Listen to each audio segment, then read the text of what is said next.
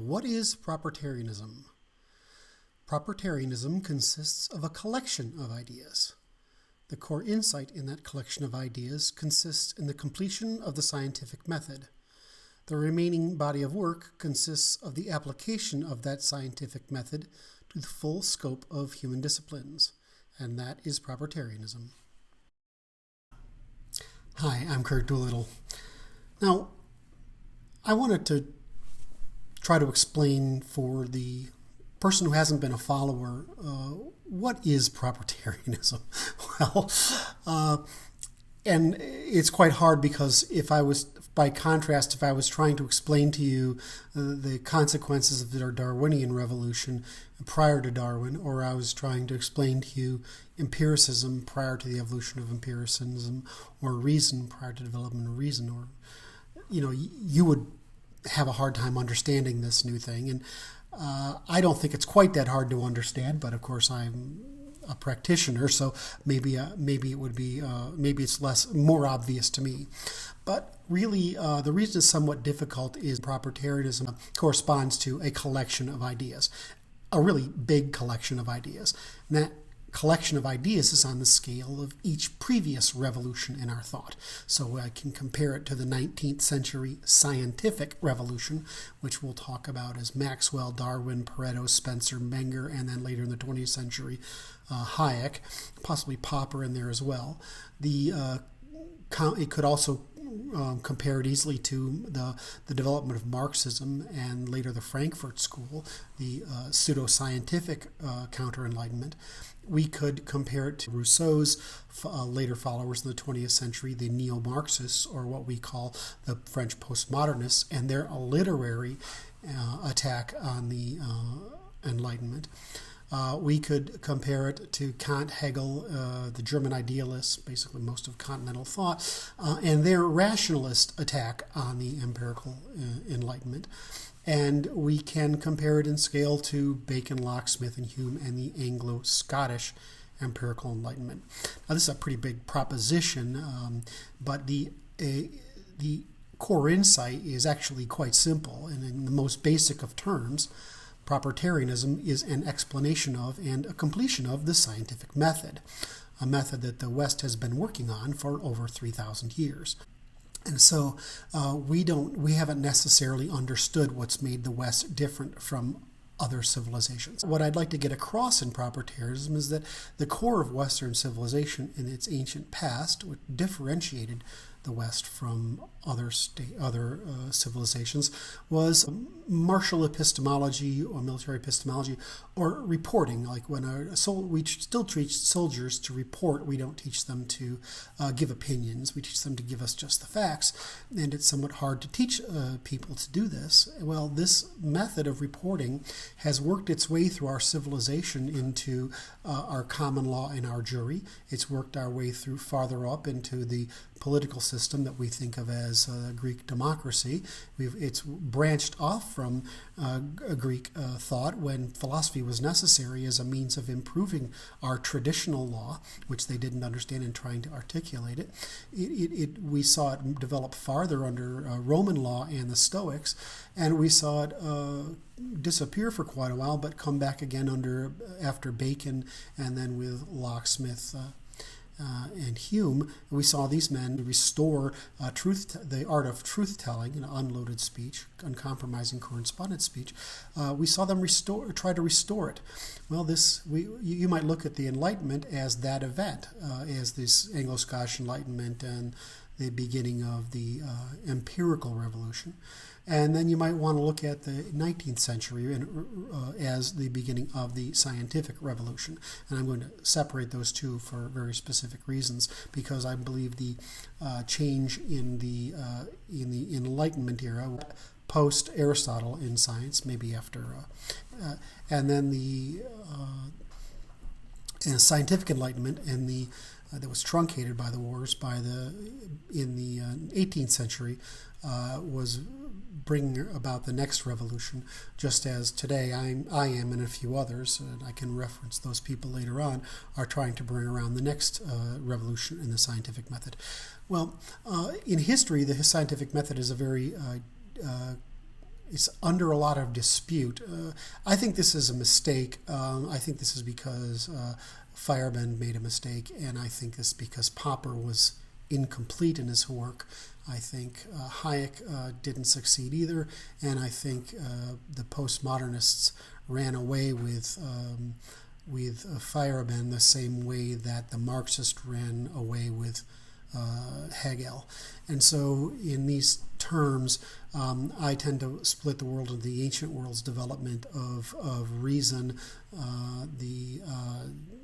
the Roman era development of what I would consider Stoicism, which is the Anglo-Enlightenment, which developed empiricism, and the 19th century Re-Enlightenment, which developed science, and in the beginning of the 20th century, the failed attempt to complete the scientific method, which in this century, the 21st century, it looks like we can complete.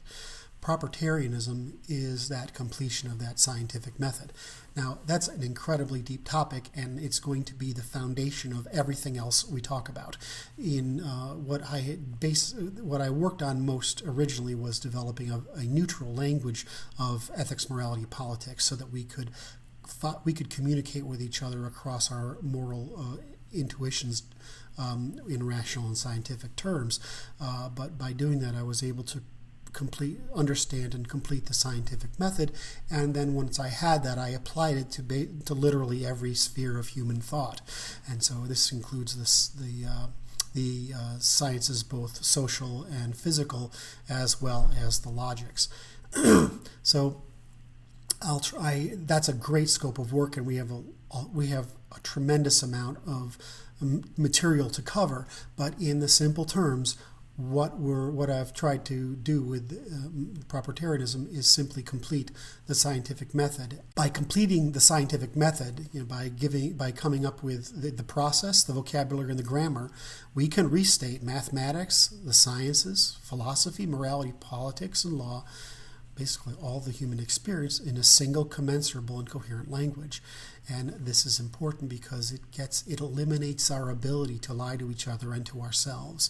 And so just as mathematics and logic and formal logic and ordinary language, or we could actually say the grammar of accounting for that matter, these are all grammars that contain rules, references and rules, that'll ensure the truth of our statements. We can take ordinary speech and use formal grammar to ensure that we are speaking truthfully. Now, it's extremely easy to actually do this, easier than you'd think, but it is extremely burdensome, like any other technique. So this is why it takes a while to learn it. You can understand what it can do, but actually learning how to speak in operational grammar which is very difficult, because it makes it very clear when you know what you're talking about and what you don't.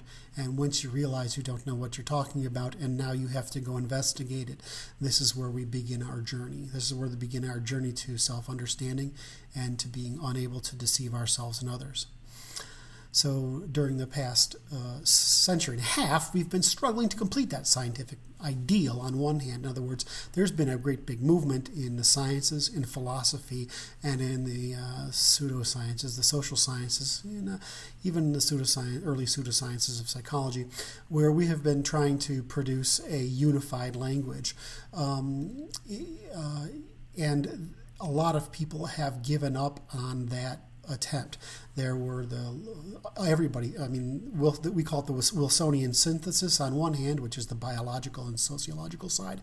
We call it the scientific ideal on the other side, and there really isn't a name for it that I know of in the philosophical system, but within the domain of philosophy, we saw the analytic philosophers try and fail actually to accomplish this. So there was a lot of frustration in the last century, and my earliest part of my work was in that particular failure, the failure by Mises and Brewer and Brigman, and the various counterattacks in mathematics and logic and economics and how those different people couldn't come to resolution, and it was through the study of their inability to come to resolution, and my luck at being in the generation that developed the great change in our society due to computer science, that I was able to see what they weren't able to in that particular period. So it turns out that at this point in time, even though scientists and philosophers have been debating this issue, it turns out that completing the scientific method is quite possible.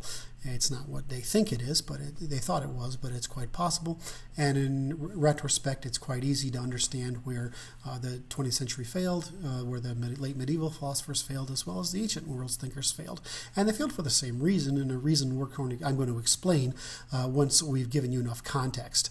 It would be impossible for me to do that right now, but once you have enough context, you'll be able to see how in retrospect, how the impossible is obvious. Conversely, in retrospect, we can see, beginning with the Indo-European culture, then the Greek and Roman, then the Anglo-Saxon law, Phoenician banking, then the development of calculus, the Darwin in biology, Menger in economics, why they nearly got there, why they nearly succeeded. And in our generation, with just a little more time, we can and did succeed. So what we're going to do, propertarianism is reducible really to the scientific method. The scientific method we can reduce to the attempt to use various tools and warranties in order to speak as truthfully as we can about the universe. We can see that this truth, independent, in other words, the Western traditions, reward for truthful speech, regardless of who it offends, who is disempowered or affected by it.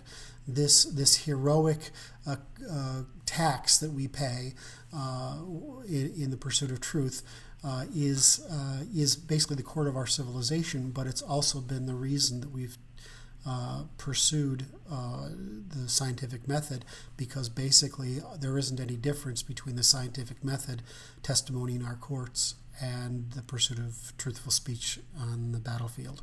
Anyway, I hope that's given you an introduction to propertarianism. It's a very big set of ideas that is reducible to the completion of the scientific method and its application to all areas of human thought. Thank you very much. This is Kurt Doolittle for the Propertarian Institute.